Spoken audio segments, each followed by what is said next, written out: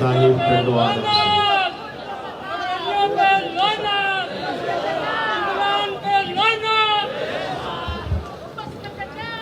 الحمدللہ والصلاة والسلام علی رسول اللہ اما بعد فاعوذ باللہ من الشیطان الرجیم بسم اللہ الرحمن الرحیم ما كان محمد ابا احد من رجالکم ولكن رسول اللہ وخاتم النبیین وكان اللہ بكل شیء علیما صدق اللہ العظیم۔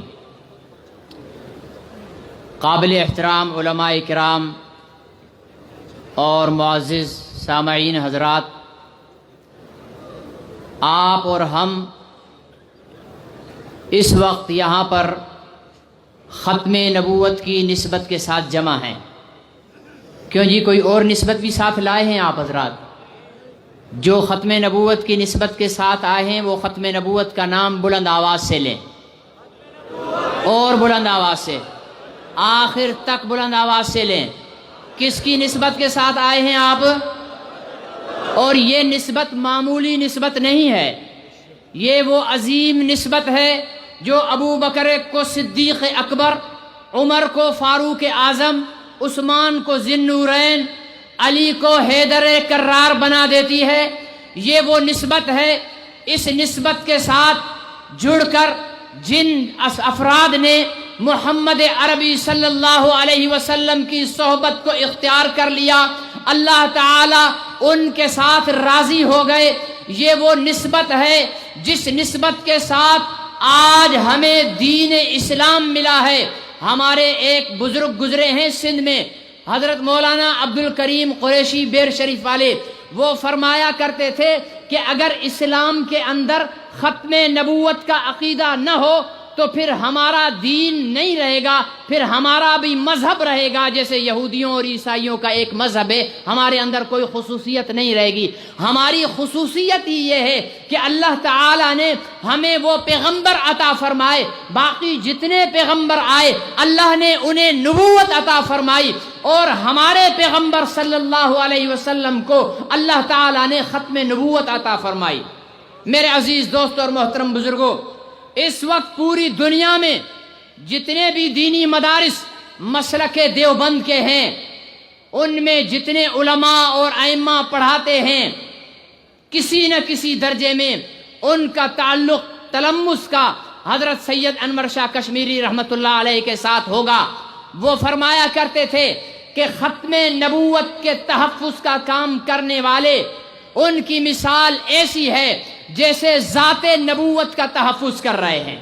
آپ خوش نصیب ہو، یہ وہ کام ہے جس کام کرنے پر صدیق اکبر رضی اللہ تعالیٰ عنہ کو وہ درجات اور وہ نیکیاں ملی کہ فاروق اعظم اس بات پر تیار ہو گئے کہ میں اپنی زندگی کی تمام نیکیاں ابو بکر صدیق کو دینے کو تیار ہوں، ابو بکر مجھے اپنی ایک رات کی نیکیاں دے دے۔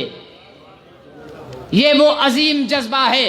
میرے عزیز دوستوں اور محترم بزرگوں، قرآن پاک کے اندر اللہ رب العزت نے ہم مسلمانوں پر، اہل ایمان پر نبی کا حق اپنی جان سے زیادہ رکھا ہے۔ مطلب یہ کہ ایک طرف میری جان کا تقاضا ہو، میرے اہل و عیال کا تقاضا ہو، اور دوسری طرف حضور علیہ الصلاۃ والسلام کی ذات اور ختم نبوت کا تقاضا ہو، تو ہمیں اپنی جان اور اہل و عیال کے تقاضے کو چھوڑ کر نبی کی ختم نبوت کے تقاضے کو مقدم رکھنا ہوگا۔ اور آنے والے تمام حضرات وہ خوش نصیب لوگ ہیں جنہوں نے اپنے جان کے تقاضوں کو قربان کر کے، اپنے اہل و عیال کے تقاضوں کو قربان کر کے، اپنے دفتری مصروفیات کو چھوڑ کر، اپنے کاروبار کو چھوڑ کر صرف اور صرف ختم نبوت کی نسبت کے ساتھ جمع ہے۔ یقین رکھیے انشاءاللہ العزیز کل قیامت کے دن تاجدار ختم نبوت صلی اللہ علیہ وسلم اپنے ہاتھوں سے حوض کوثر کا پیالہ ہمیں عطا فرمائیں گے۔ لیکن میرے بھائیوں، ایک بات عرض کر کے بات کو سمیٹتا ہوں، ہم مسلمان بدقسمتی سے فرقہ واریت کی بیماری میں مبتلا ہیں۔ مجھے حیرانگی ہوتی ہے، ربیع الاول کا مہینہ آئے گا، پورا سوشل میڈیا بھرا ہوا ہوگا کہ میلاد منانا جائز ہے، میلاد منانا بدعت ہے، نبی نور ہے، نبی بشر ہے، وہ حاضر و ناظر ہے یا نہیں ہے، اس بات میں الجھ کر ہم اپنے اصلی دشمن سے توجہ ہٹا رہے ہیں۔ ہمارا اصلی دشمن اس ملک کے اندر صرف ایک ہے اور اس کا نام ہے قادیانی۔ قادیانی سے ہماری دشمنی کیا ہے؟ ہمارا ایمان اور عقیدہ ہے کہ محمد الرسول اللہ ایک ہیں۔ کتنے ہیں؟ جن کا عقیدہ ہے ہاتھ لہرا کر بتائیں محمد الرسول اللہ۔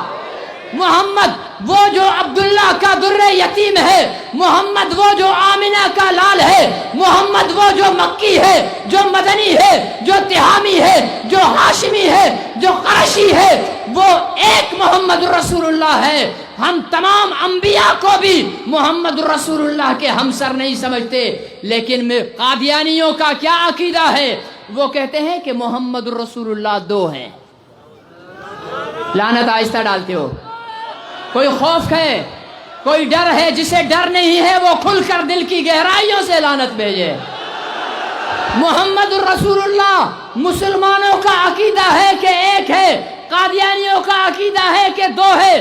صرف یہ نہیں کہ دو ہے، بلکہ ان کا عقیدہ ہے کہ جو پہلا محمد رسول اللہ ہے وہ شان میں کم ہے، دوسرا محمد رسول اللہ اس سے بڑی شان والا ہے۔ کون ہے؟ کہا کہ محمد پھر اتر آئے ہیں ہم میں اور پہلے سے بڑھ کر ہیں اپنی شان میں۔ محمد دیکھنا ہو جس نے اکمل، غلام محمد کو دیکھے قادیان میں۔ میرے عزیز دوستوں اور محترم بزرگوں، آج یہاں سے اٹھنے سے پہلے ایک وعدہ کر کے اٹھیے گا کہ اس کانفرنس کو صرف جان سن کر دامن کو جھاڑ کر چلے نہ جائیے گا۔ یہ جو مبلغین ختم نبوت ہیں، آپ میں جو مسجدوں کے امام ہیں، میں ان سے درخواست کرتا ہوں کہ ان مبلغین کو دعوت دے کر اپنے علاقوں میں ختم نبوت کی آواز لگوائیے۔